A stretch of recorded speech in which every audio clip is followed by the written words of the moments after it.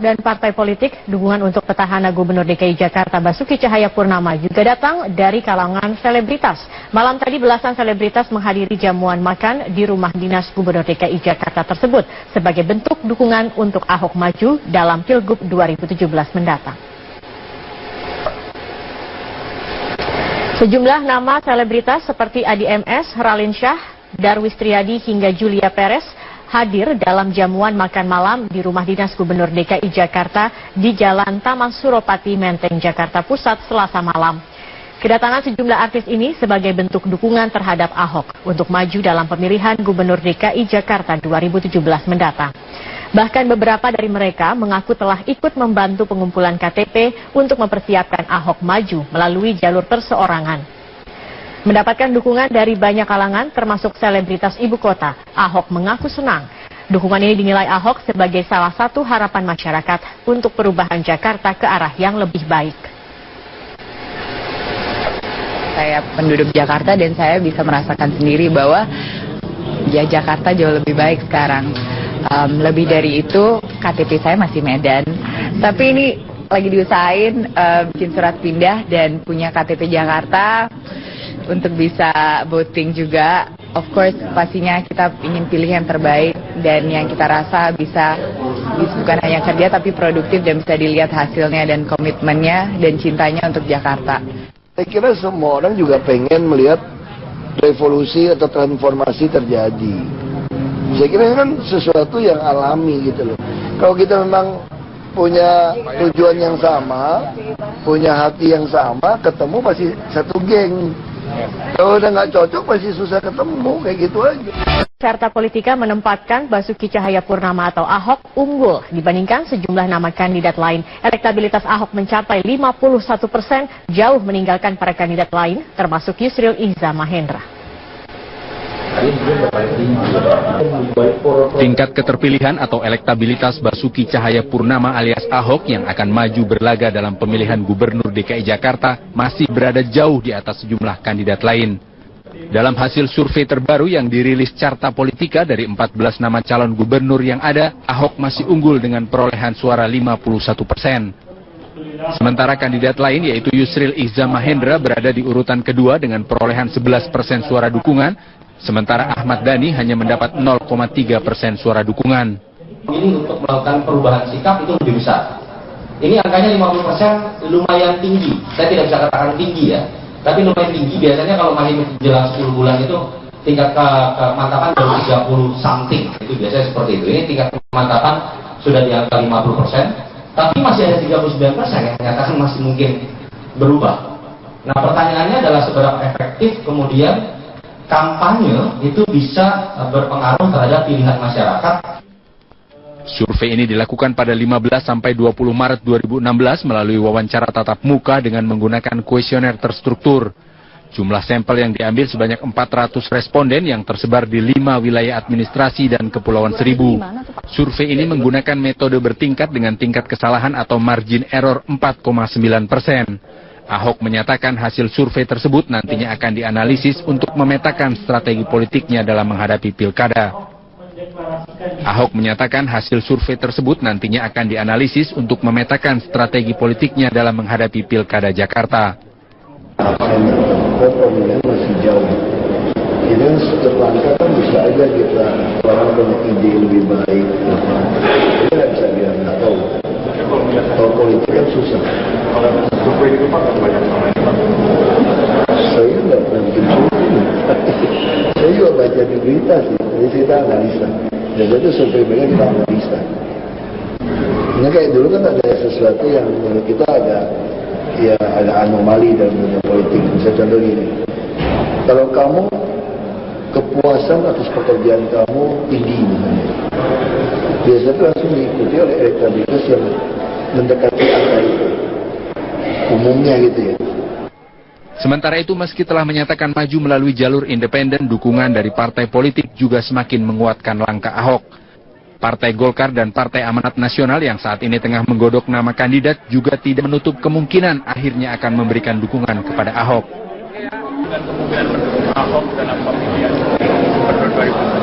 Bisa saja, kan Saya sudah katakan masih digodok di DKI, Golkar DKI, kan masih lama pendaftarannya kan, bulan Juni baru mulai. Setelah Munas ya Pak? Berarti setelah Munas ya Pak? Bisa setelah, bisa sebelum.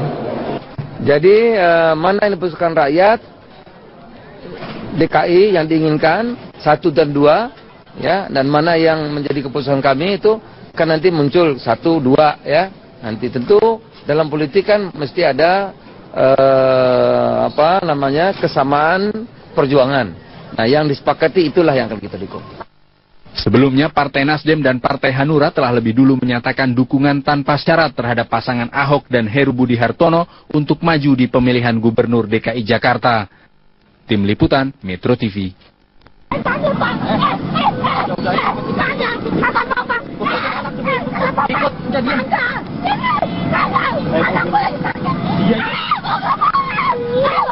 Maisaroh meronta, menolak dibawa petugas yang tengah menggelar razia joki 3-in-1 yang membawa anak-anak.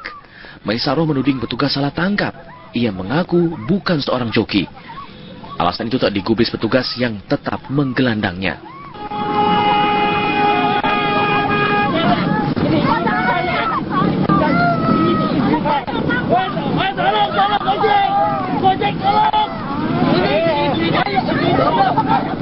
Sejumlah joki lainnya berhasil kabur dari kejaran petugas yang dibuat bingung dengan banyaknya joki yang berkeliaran. Para joki yang ditangkap mengaku terpaksa menjalankan profesi ini karena keterbatasan ekonomi.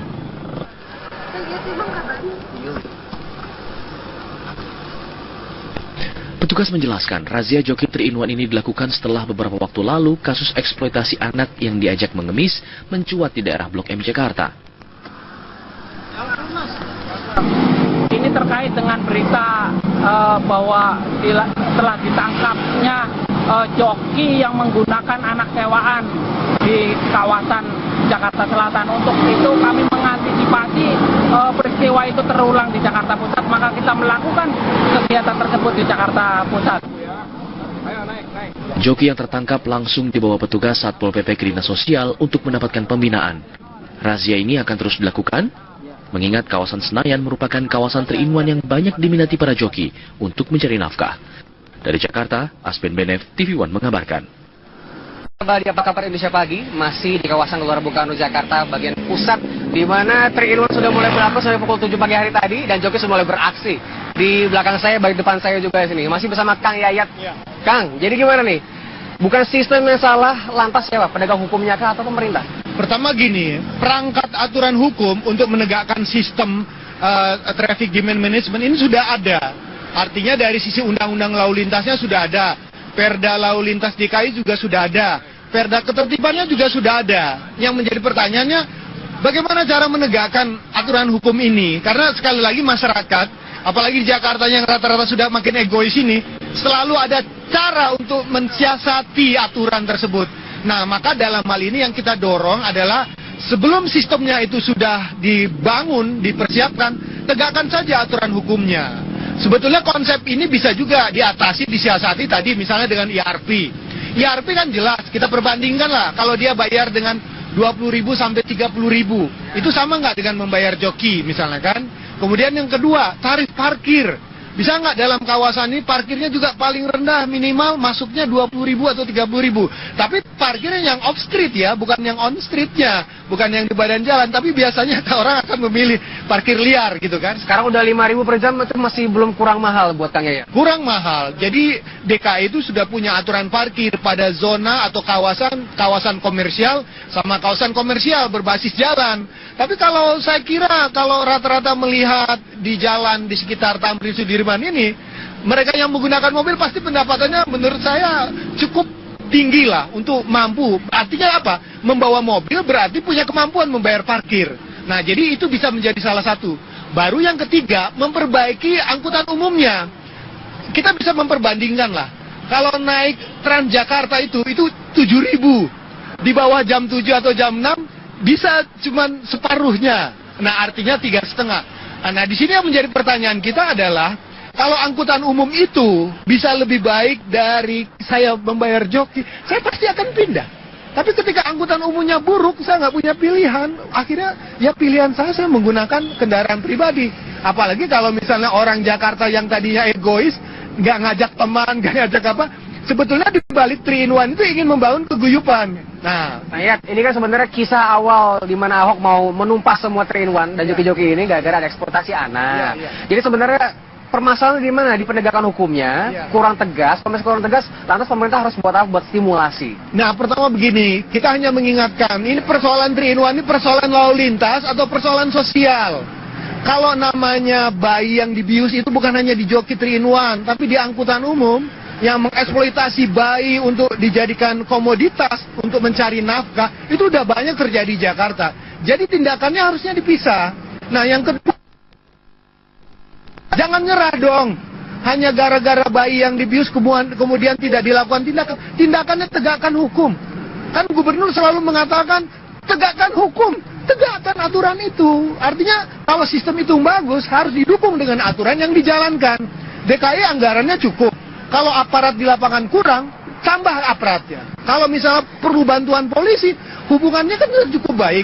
Sekarang bagaimana kerjasama dengan polisi? Artinya polisi juga perlu di backup oleh pemerintah daerah, misalnya ada insentif untuk menjaga kawasan ini supaya aturannya bisa tegak. Jadi sebelum aturannya bisa dibangun backup sistemnya secara baik, maka yang paling penting sekarang tegakkan aturan sampai sistem pelayanan publiknya semakin ditingkatkan. Nunggu MRT 2020 berarti Kang ya? Ya, kita berharap memang akan efektif kalau MRT-nya sudah ada, kemudian IRP dijalankan, public transportnya diperbaiki, baru kita bisa mengendalikan penggunaan kendaraan pribadi. Tapi kalau sekarang begini, kalau tiba-tiba dicabut, pertanyaannya, apakah gara-gara joki kemudian orang Jakarta mau kembali bermacet-macet ria? Nanti ngomel lagi. Jadi jangan sampai sebuah kebijakan itu dibangun oleh suatu trigger. Kejadian-kejadian yang memang tidak diperkirakan. Dan ada bagusnya sebuah kebijakan itu kan sebelum dilakukan perubahan, ada kajiannya lebih dulu. Efektivitasnya, ada bagusnya kaji lebih dulu supaya orang melihat kalau problemnya seperti apa solusinya. Jadi jangan sampai, ya kalau bisa kayak iklan sebuah badan usaha milik negara, menyelesaikan masalah tanpa masalah baru. Siap. Kang Yayat, terima kasih banyak. Ini ada joki lagi belakang, saya mau coba wawancara pemirsa. Boleh Mas, kita gabung dulu sini dengan Mas siapa nih? Mas Reno. Mas siapa? Reno. Mas Reno. Mas Reno, sudah berapa lama jadi joki? Udah 5 tahun. 4 tahun? 4 tahun, pagi sore atau pagi doang joki ini? Pagi sore. Pagi sore. Biasa berapa sih bawa pulang sehari? Sehari nggak pasti itu. Nggak pasti, biasanya berapa range dari berapa sampai berapa? Kadang dapat 60.000. Ya. Pagi dan sore? Pagi sore kadang 80 tuh. Ya kadang pagi sore itu kadang nggak pasti dapat 20 juga pernah dapat 20. Oke, Mas, terakhir. Ini lusa katanya udah nggak ada 3-in-1, tanggapannya buat Pak Ahok gimana? Ya tanggapannya, tolong para Setuju nggak 3-in-1 dihapus? Ya, kalau saya sih setuju aja. Asalkan dikasih dibolehkan orang berdagang gitu. Oke, jadi yang total boleh berdagang gitu ya. Yang penting ada solusinya begitu. Mudah-mudahan didengar oleh pemerintah dan Pak Ahok ya.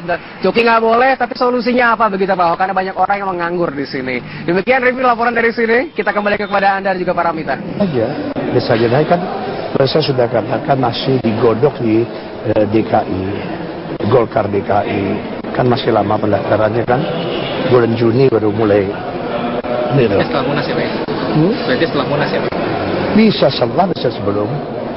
Jadi mana yang diputuskan rakyat DKI yang diinginkan 1 dan 2 ya, dan mana yang menjadi keputusan kami itu kan nanti muncul 1, 2 ya. Nanti tentu dalam politik kan mesti ada kesamaan perjuangan. Nah yang disepakati itulah yang akan kita dukung.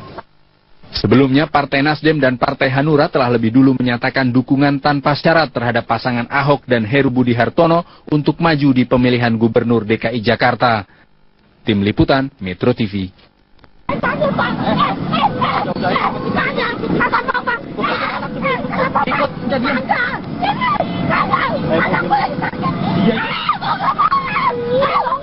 Maisaroh meronta, menolak dibawa petugas yang tengah menggelar razia joki 3-in-1 yang membawa anak-anak.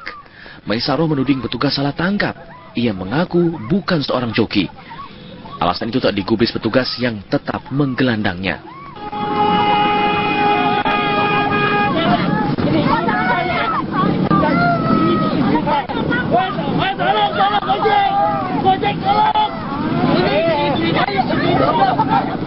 Sejumlah joki lainnya berhasil kabur dari kejaran petugas yang dibuat bingung dengan banyaknya joki yang berkeliaran. Para joki yang ditangkap mengaku terpaksa menjalankan profesi ini karena keterbatasan ekonomi.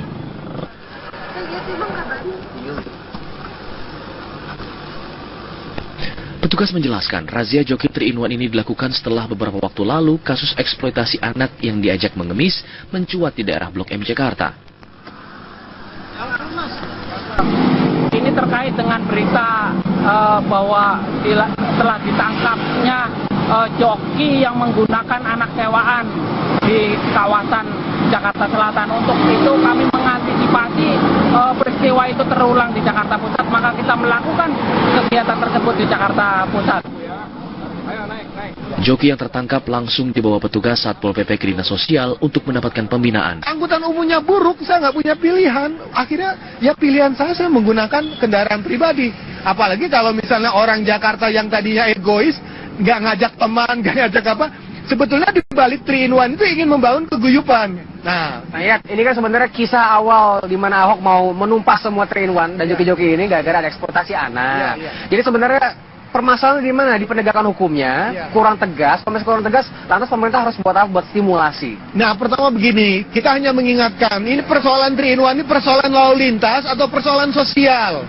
Kalau namanya bayi yang dibius itu bukan hanya di joki 3-in-1, tapi di angkutan umum yang mengeksploitasi bayi untuk dijadikan komoditas untuk mencari nafkah, itu udah banyak terjadi di Jakarta. Jadi tindakannya harusnya dipisah. Nah, yang kedua, jangan nyerah dong. Hanya gara-gara bayi yang dibius kemudian tidak dilakukan tindakan. Tindakannya tegakkan hukum.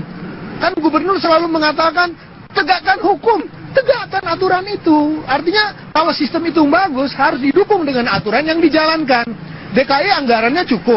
Kalau aparat di lapangan kurang, tambah aparatnya. Kalau misalnya perlu bantuan polisi, hubungannya kan cukup baik.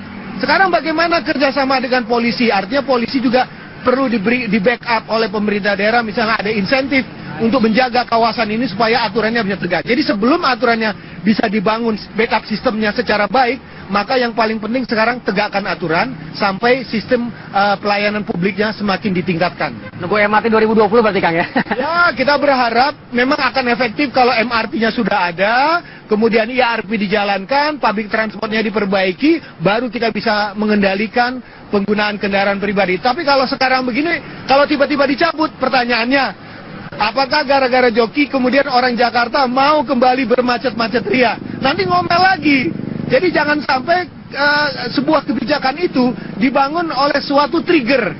Kejadian-kejadian yang memang tidak diperkirakan. Dan ada bagusnya sebuah kebijakan itu kan sebelum dilakukan perubahan, ada kajiannya lebih dulu. Efektivitasnya, ada bagusnya kaji lebih dulu supaya orang melihat kalau problemnya seperti apa solusinya. Jadi jangan sampai, ya kalau bisa kayak iklan sebuah badan usaha milik negara menyelesaikan masalah. Razia ini akan terus dilakukan, mengingat kawasan Senayan merupakan kawasan 3-in-1 yang banyak diminati para joki untuk mencari nafkah. Dari Jakarta, Aspen Benef, TV One mengabarkan.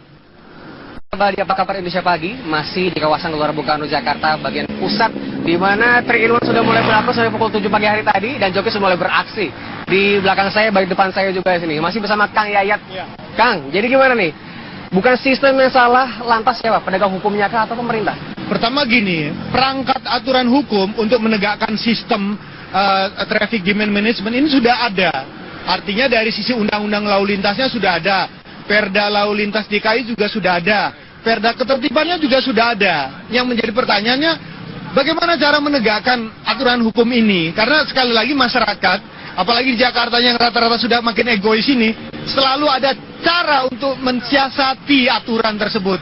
Nah, maka dalam hal ini yang kita dorong adalah sebelum sistemnya itu sudah dibangun, dipersiapkan, tegakkan saja aturan hukumnya.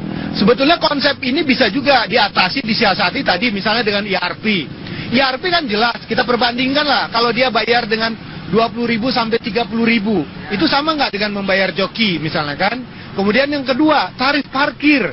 Bisa nggak dalam kawasan ini parkirnya juga paling rendah, minimal masuknya 20.000 atau 30.000. Tapi parkirnya yang off street ya, bukan yang on streetnya, bukan yang di badan jalan. Tapi biasanya orang akan memilih parkir liar gitu kan. Sekarang udah 5.000 per jam, itu masih belum kurang mahal buat Kang Yaya? Kurang mahal. Jadi DKI itu sudah punya aturan parkir pada zona atau kawasan komersial sama kawasan komersial berbasis jalan. Tapi kalau saya kira kalau rata-rata melihat di jalan di sekitar Tamrin Sudirman ini, mereka yang menggunakan mobil pasti pendapatannya menurut saya cukup tinggi lah untuk mampu. Artinya apa? Membawa mobil berarti punya kemampuan membayar parkir. Nah, jadi itu bisa menjadi salah satu. Baru yang ketiga, memperbaiki angkutan umumnya. Kita bisa memperbandingkan lah.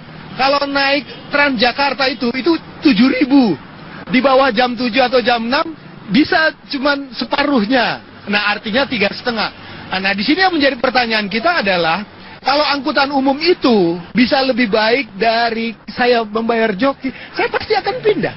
Tapi ketika Ahok masih unggul dengan perolehan suara 51%. Sementara kandidat lain yaitu Yusril Iza Mahendra berada di urutan kedua dengan perolehan 11% suara dukungan, sementara Ahmad Dhani hanya mendapat 0,3% suara dukungan. Ini untuk melakukan perubahan sikap itu lebih besar. Ini angkanya 50% lumayan tinggi. Saya tidak bisa katakan tinggi ya, tapi lumayan tinggi. Biasanya kalau masih menjelang 10 bulan itu tingkat kemantapan baru 30 something. Itu biasanya seperti itu. Ini tingkat kemantapan sudah di angka 50%, tapi masih ada 39% yang menyatakan masih mungkin berubah. Nah, pertanyaannya adalah seberapa efektif kemudian kampanye itu bisa berpengaruh terhadap pilihan masyarakat. Survei ini dilakukan pada 15 sampai 20 Maret 2016 melalui wawancara tatap muka dengan menggunakan kuesioner terstruktur. Jumlah sampel yang diambil sebanyak 400 responden yang tersebar di 5 wilayah administrasi dan Kepulauan Seribu.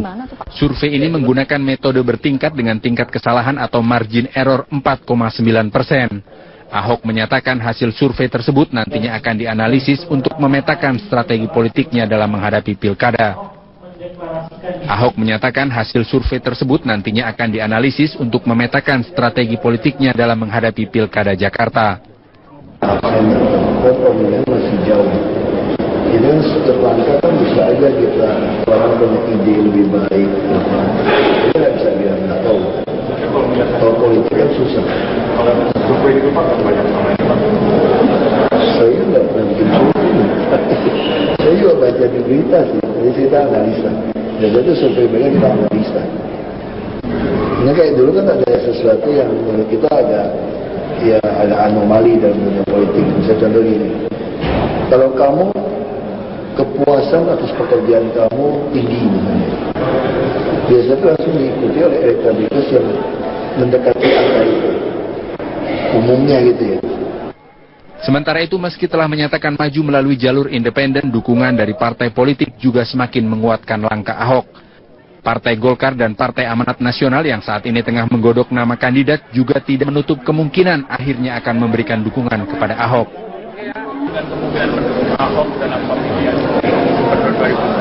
Bisa dan partai politik, dukungan untuk petahana Gubernur DKI Jakarta Basuki Cahayapurnama juga datang dari kalangan selebritas. Malam tadi belasan selebritas menghadiri jamuan makan di rumah dinas Gubernur DKI Jakarta tersebut sebagai bentuk dukungan untuk Ahok maju dalam Pilgub 2017 mendatang. Sejumlah nama selebritas seperti Adi MS, Raline Shah, Darwis Triadi hingga Julia Perez hadir dalam jamuan makan malam di rumah dinas Gubernur DKI Jakarta di Jalan Taman Suropati, Menteng, Jakarta Pusat, Selasa malam. Kedatangan sejumlah artis ini sebagai bentuk dukungan terhadap Ahok untuk maju dalam pemilihan Gubernur DKI Jakarta 2017 mendatang. Bahkan beberapa dari mereka mengaku telah ikut membantu pengumpulan KTP untuk mempersiapkan Ahok maju melalui jalur perseorangan. Mendapatkan dukungan dari banyak kalangan termasuk selebritas ibu kota, Ahok mengaku senang. Dukungan ini dinilai Ahok sebagai salah satu harapan masyarakat untuk perubahan Jakarta ke arah yang lebih baik. Saya penduduk Jakarta dan saya bisa merasakan sendiri bahwa ya Jakarta jauh lebih baik sekarang. Lebih dari itu, KTP saya masih Medan. Tapi ini lagi diusahain bikin surat pindah dan punya KTP Jakarta untuk bisa voting juga. Of course, pastinya kita ingin pilih yang terbaik dan yang kita rasa bisa bukan hanya kerja tapi produktif dan bisa dilihat hasilnya dan komitmennya dan cintanya untuk Jakarta.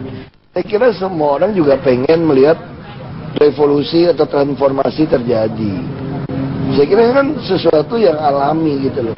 Kalau kita memang punya tujuan yang sama, punya hati yang sama, ketemu pasti satu geng.